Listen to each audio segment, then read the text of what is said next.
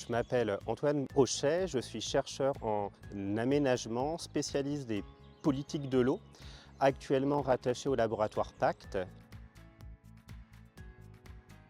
L'objectif principal du projet de recherche, c'est de produire un atlas de l'eau de l'agglomération grenobloise qui présente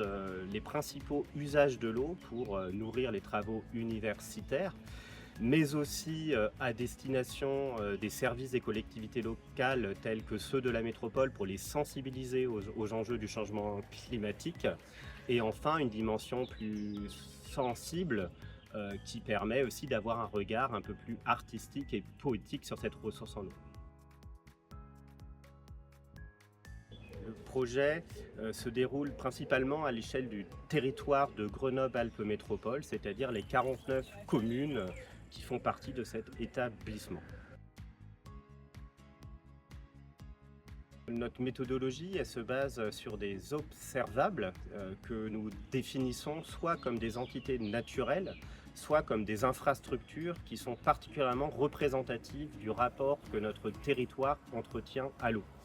Pour prendre un exemple, à Grenoble, il a fallu lutter historiquement contre les inondations, donc les digues peuvent être un de ces observables.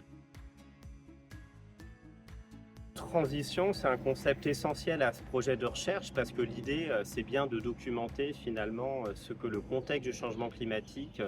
produit sur la transformation du rapport de notre territoire à l'eau. Aujourd'hui, au contraire, l'enjeu est plutôt de s'adapter à une variabilité croissante de la disponibilité de la ressource en eau et à de nouveaux enjeux et de nouveaux risques qui étaient encore jusqu'à récemment inexistants, tels que le risque de sécheresse. Alors ce projet de recherche a en effet un lien particulier à la montagne,